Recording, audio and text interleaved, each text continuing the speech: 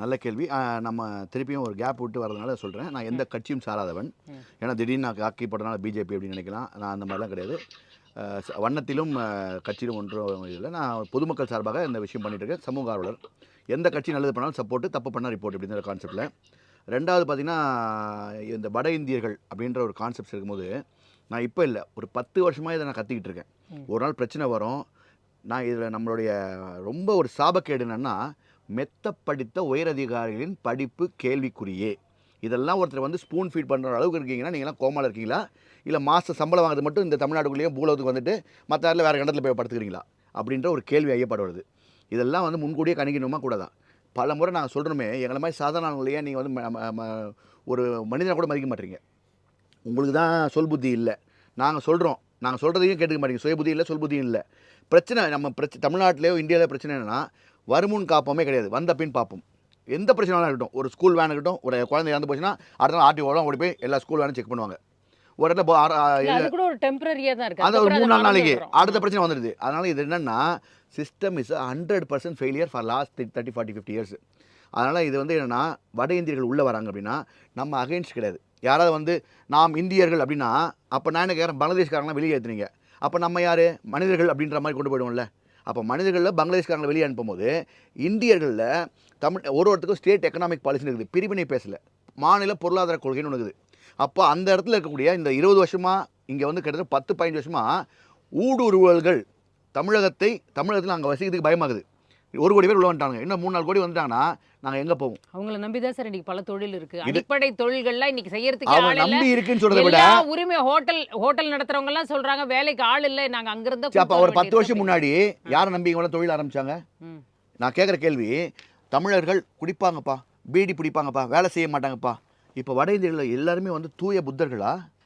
ஒருத்தர் பீடி குடிக்கல, தண்ணி அடிக்கல, கொலை பண்ணல, இப்போ இந்த 3 வயசு குழந்தை ரேப் பண்ணல, இப்போ குழந்தை திருடல. பாதிக்கப்பட்ட குழந்தையும் வட மாநில குழந்தையாகத்தான் இருக்கு. நான் அதை தான் சொல்கிறேன். இப்போ அவனோட இன்டென்ஷன் என்ன? அவனோட இன்டென்ஷன் வந்து குழந்தை எந்த இதுன்னு பாதிக்கணும்ல.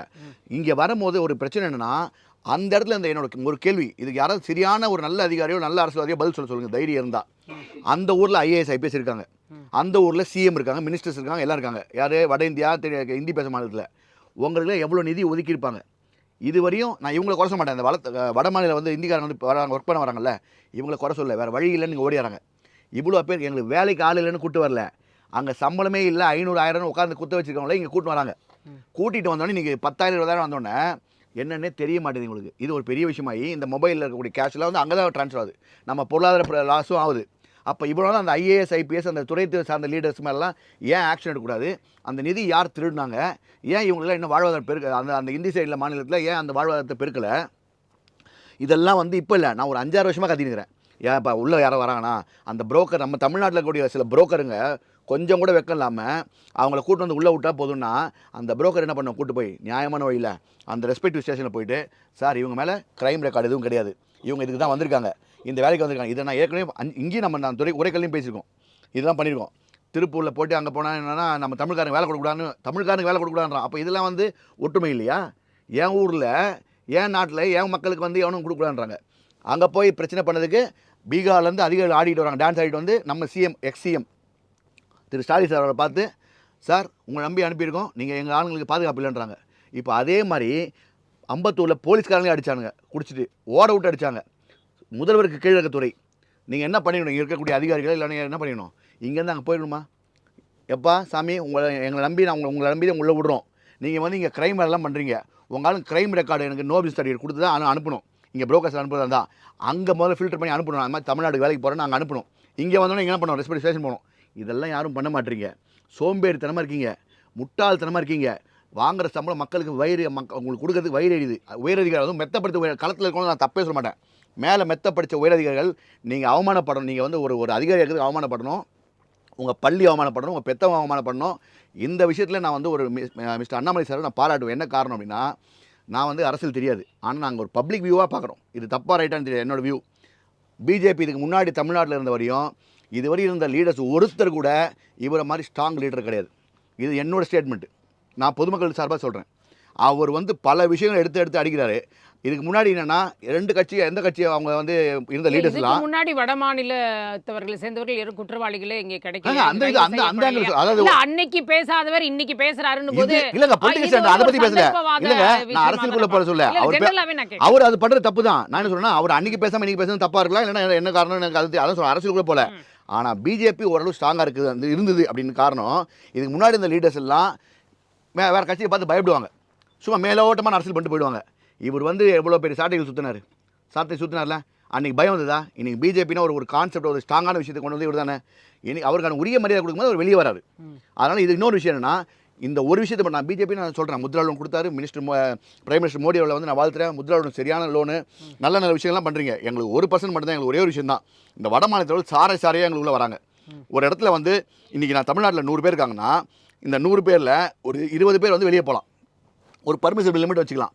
அங்கே ஒன்று கேட்பான் தமிழ்நாட்டில் எவனும் வேலைக்கு போகலையா அவங்களாம் அடிச்சு நாங்கள் 20% போகிறதும் அங்கே என்ன பண்ணால் 100 பேரில் 80 பேருக்கு வந்துடுறாங்க.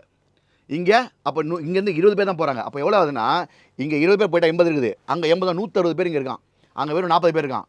ஒரு 100 ரூபான்றது 160 பேர் இங்கே செலவழிக்கப்படுது, அங்கே 100 ரூபா 40 பேர் செலவழிக்கப்படுது. இந்த 160 பேருக்கு தேவையான வசதிகள் போக்குவரத்து அந்த 100 பேர் இன்னைக்கு வெளியில போயிட்டான்னா அந்த 100 பேர் செய்யற வேலையை இங்க தமிழ்நாட்டுல செய்யறதுக்கு ஆளே இல்ல. அது காரணம் என்னன்னு தெரியுமா? இன்னைக்கு கூட அதை பத்தி யாருமே பேசாத ஒரு காரணம் சொல்லவா? தமிழன் சரியில்லைன்னாங்கல்ல, தமிழனுக்கு போதையை உண்டு பண்ணது யாரு? இந்த போதை டாஸ்மாக் இதெல்லாம் எடுத்து வந்து விட்டது யாரு?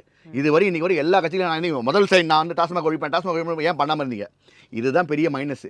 நம்மளால் போதையில் உட்பட்டு இலவச டிவியை கொடுத்து சோம்பேறிகளாக்கி அநியாயம் பண்ணி நம்மளோட திரை நம்ம மாதிரி தமிழ்நாடு மாதிரி ஒரு விவசாயி கிடையாது, தமிழ் மாதிரி திறன் கிடையாது. ஆனால் அவனை மழுங்கி எல்லாரையும் டாஸ்மாக் வாசலில் போட்டது யார்?